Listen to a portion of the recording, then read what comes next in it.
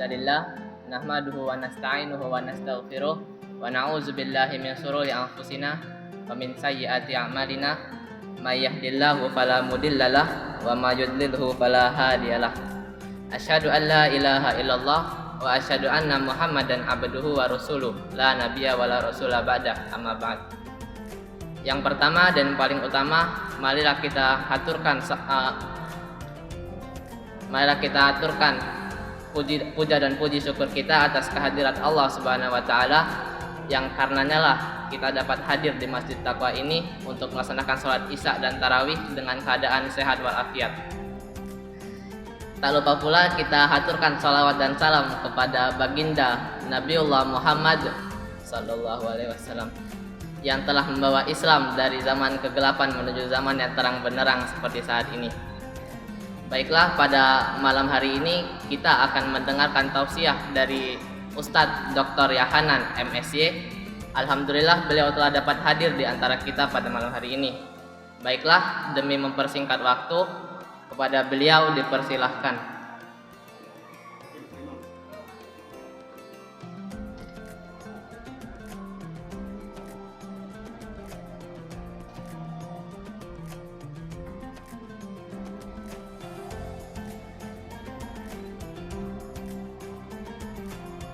Assalamualaikum warahmatullahi wabarakatuh. Bismillahirrahmanirrahim. Alhamdulillahi rabbil alamin. Alladzi amarna bittaqwa wa nahayna 'anil ma'siyah. Asyhadu an la ilaha illallah wahdahu la syarikalah. Wa ashhadu anna Muhammadan abduhu wa rasuluhu la nabiyya wa la rasula ba'dah. Allahumma salli wa sallim wa barik ala hadzal nabiyil karim wa ala alihi wa ashabihi ajma'in, amma ba'd. Yang sama-sama kita hormati dan kita muliakan para alim ulama, tokoh-tokoh masyarakat, pengurus Masjid Taqwa beserta Pak Imam, selanjutnya bapak-bapak, ibu-ibu jamaah salat Isya. Insyaallah akan kita lanjutkan dengan salat tarawih dan witir berjamaah, yang insyaallah juga kita termasuk hamba-hamba yang dimuliakan oleh Allah Subhanahu wa taala. Amin ya rabbal alamin.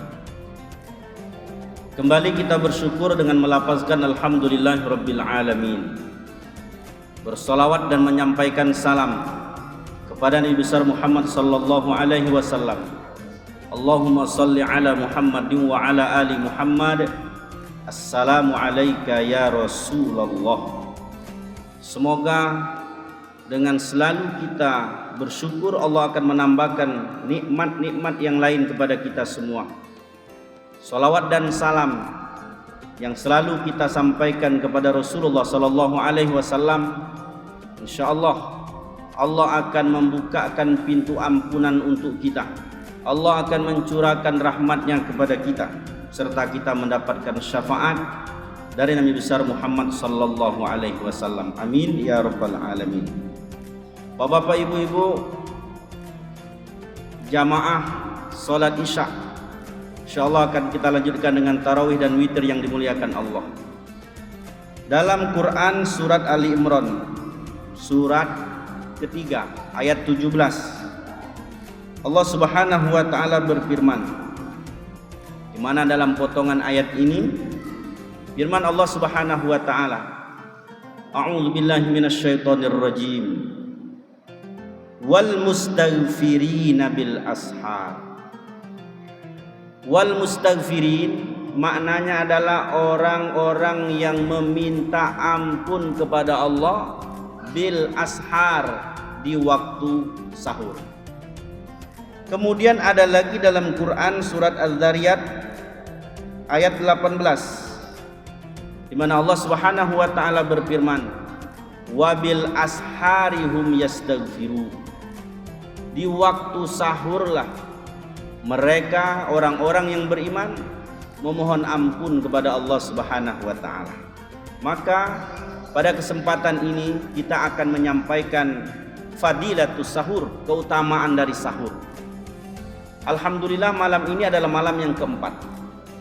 Artinya puasa ini baru 3 hari kita lakukan. Terkadang bapak-bapak, ibu-ibu, ada jamaah yang begitu enaknya dia mengucapkan kata-kata, begitu lantangnya dia mengucapkan kata-kata, saya kalau puasa tuh tak pernah sahur. Mudah-mudahan bapak ibu yang hadirin tak ada yang mengatakan perkataan seperti ini. Begitu bangganya dia, saya nih mulai dari saya akil balik puasa tak pernah saya makan sahur. Jadi bapak puasa sehat-sehat sampai pak sampai sebulan penuh. Padahal bapak-bapak, ibu-ibu, jamaah yang dimuliakan Allah Subhanahu wa taala, sahur ini memang sunnah, tapi luar biasa manfaatnya. Bahkan kalau kita lihat dari beberapa hadis Rasul sallallahu alaihi wasallam, di mana Nabi mengatakan, faslu ma bainana, perbedaan antara kita, bainana wa baina siyamana, di antara puasa kita, wa siyami ahlil kitab, puasanya ahlul kitab Yahudi dan Nasrani. Karena puasa ini kan bukan hanya kepada umat Islam saja, tapi Yahudi Nasrani juga diperintahkan berpuasa. Apa perbedaan puasa mereka dengan puasa kita? Sahur. Jadi ketika kita makan sahur, maka sesungguhnya kita sedang melaksanakan puasa yang dituntun oleh syariat.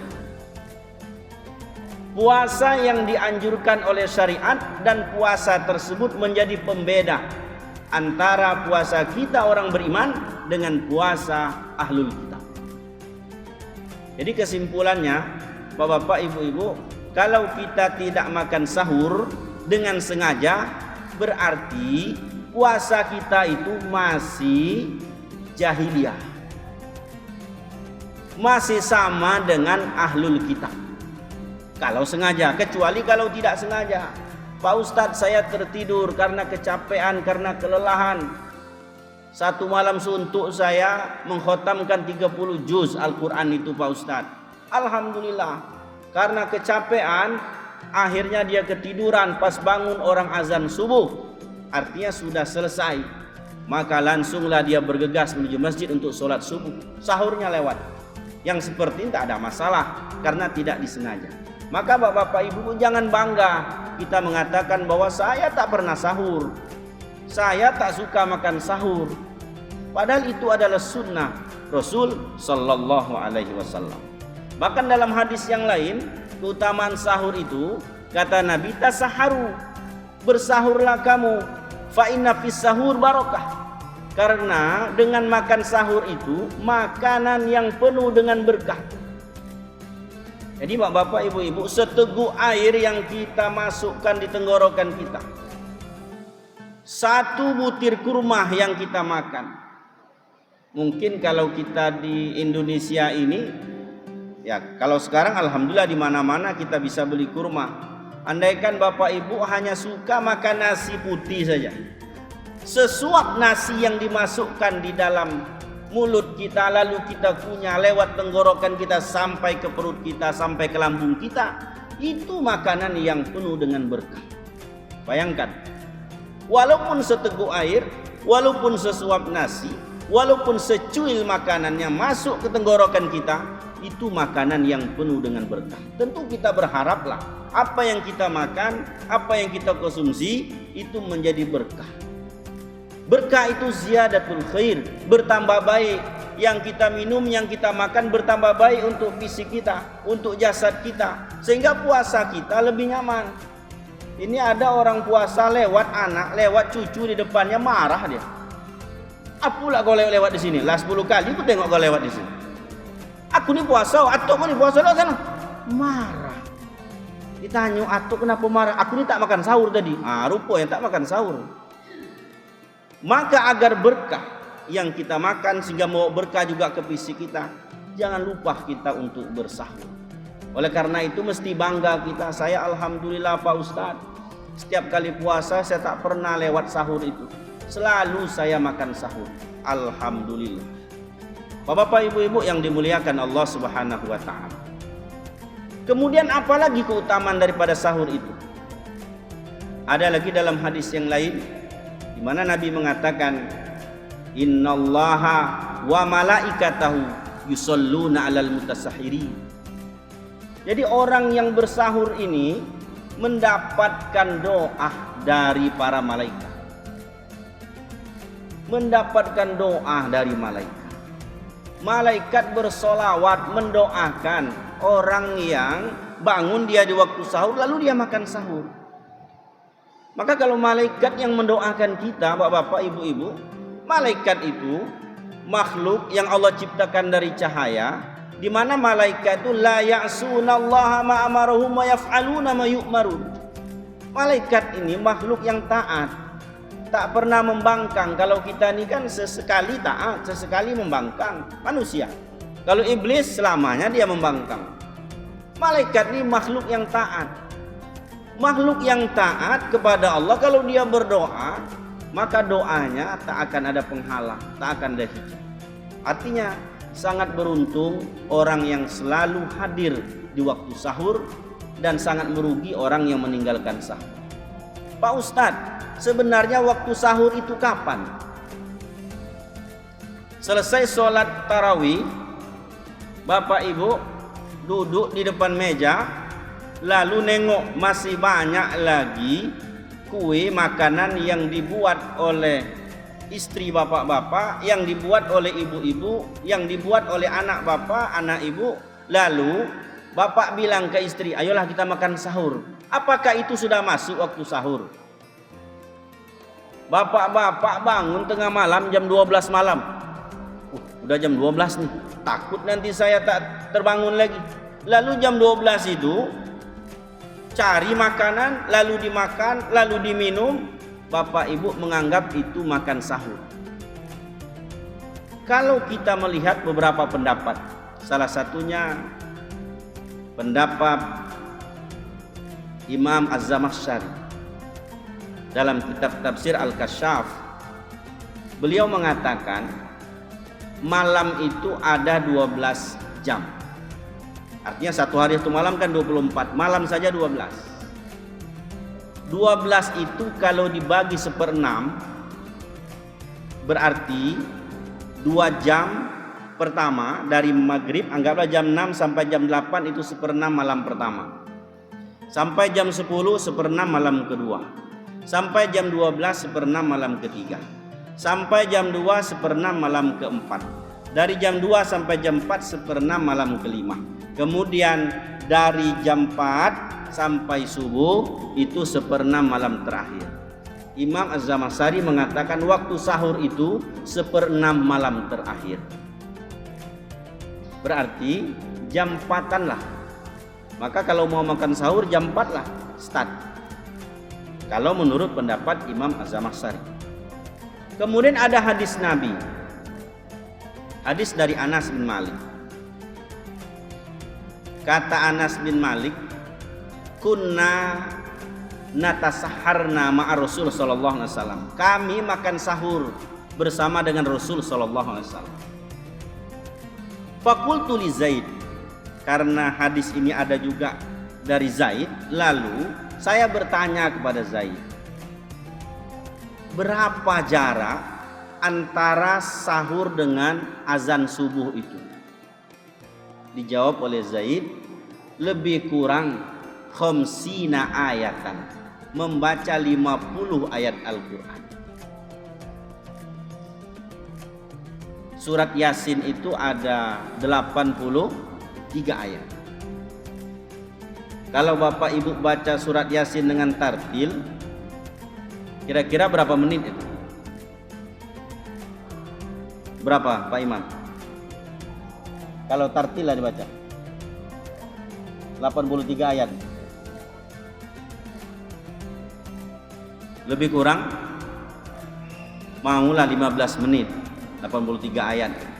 Berarti singkat sekali jaraknya. Maka itulah waktu sahur itu. Jadi azan subuh dengan sahur itu lebih kurang 15-20 menit. Nah, waktu itu jangan dilewatkan. Kalau Imam Az-Zamakhsyari tadi kan agak lama sikit, mulai dari jam 4 sampai terbit fajar shadiq, sampai azan subuh, sampai imsak lah kalau kita. Artinya agak lama sikit. Kalau dalam hadis ini lebih singkat lagi.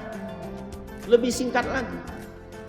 Maka bapak-bapak, ibu-ibu, bukan berarti sahur itu mulai siap sholat isya, sholat tarawih. Bukan sahur itu jam 12, bukan sahur itu jam 2, bukan sahur itu jam 3. Kita mengambil pendapat yang agak lama lah. Zamakhsyari itu mulai jam 4. Maka kalau sudah jam 4, bapak-bapak bangunkan, ibu bangunkan keluarga untuk makan sahur. Itu adalah waktu yang berkah. Itu adalah makanan yang berkah. Jangan sampai kita lewatkan. Apalagi ini baru puasa yang keempat esok hari. Maka masih ada lebih kurang 25 hari lagi kita berpuasa, atau 26 hari lagi berpuasa insyaallah. Maka jangan sampai kita lewatkan, insyaallah ibadah puasa kita akan membentuk pribadi kita menjadi orang-orang yang bertakwa. Amin ya rabbal alamin. Assalamualaikum warahmatullahi wabarakatuh.